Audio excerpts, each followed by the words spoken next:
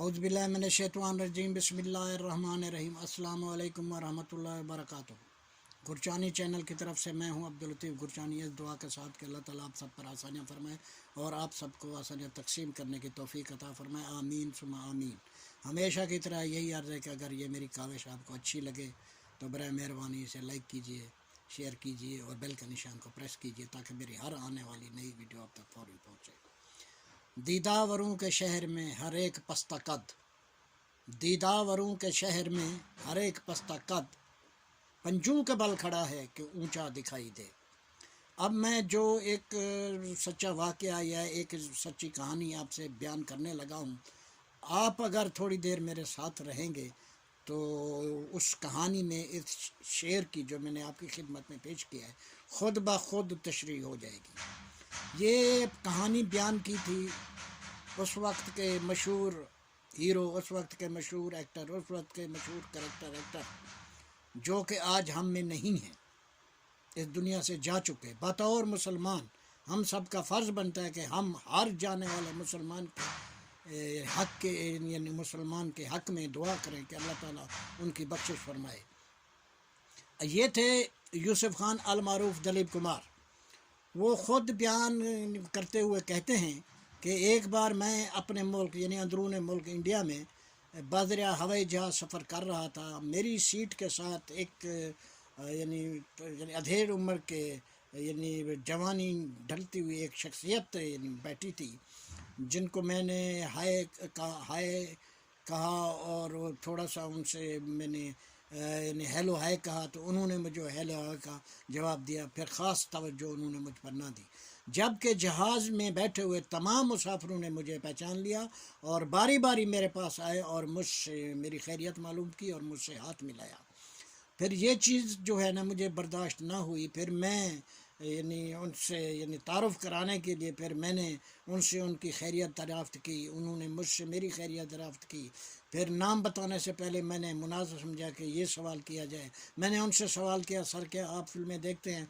तो उन्होंने कहा बहुत कम।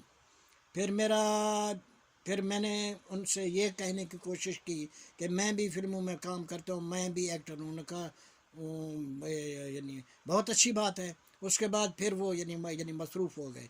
यानी उन्होंने मेरी तरफ 2-4 दफ़ा देखा ज़रूर, लेकिन मुझे पहचाना नहीं लेकिन उनके लिबास से, उनके यानी बात करने के तरीके से ये मुझे अंदाज़ा हो गया था कि ये किसी यानी अमीर ख़ानदान से हैं और यानी बहुत यानी पढ़े लिखे शख्स हैं।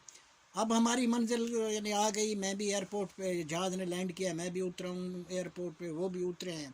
फिर मैं उनकी तरफ यानी 2 कदम चल के यानी गया हूँ, वो भी यानी मेरी तरफ 2 कदम चल के। फिर मैंने उनको अलविदाई यानी हाथ मिलाया। फिर मैंने उनसे कहा जी मैं हूँ दलीप कुमार। उनका आपसे मिलके भाई यानी बड़ी खुशी हुई।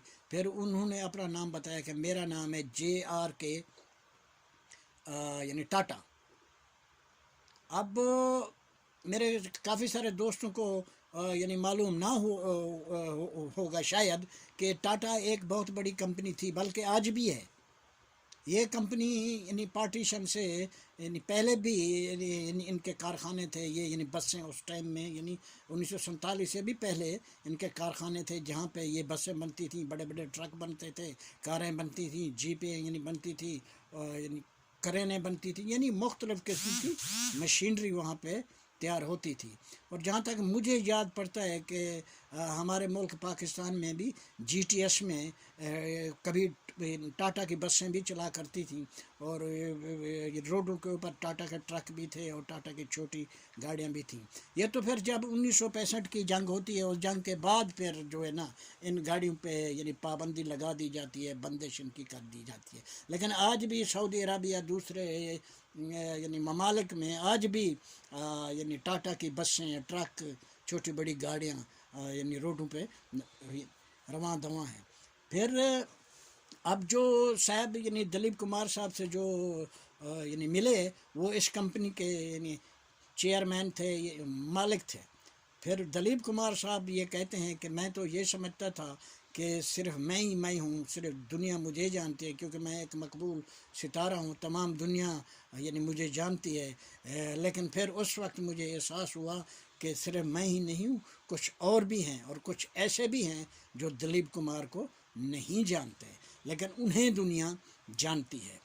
اب جب ہم آج اپنے معاشرے کی طرف اگر دیکھتے ہیں تو بڑے دکھ کے ساتھ کہنا پڑتا ہے کہ آج بھی ہم میں سے چند یا ہم میں سے چند سے بھی زیادہ ایسے لوگ ہیں جو اپنے آپ کو تو بہت کچھ سمجھتے ہیں، لیکن دوسروں کو یعنی بہت کچھ نہیں سمجھتے، انہیں ایک عام سمجھتے ہیں، جبکہ ہمارے مذہب اسلام نے بھی کسی کو کسی کے اوپر فوقیت نہیں دی، اور اسلام نے ہمیں حقوق بھی برابر کے دیے ہیں۔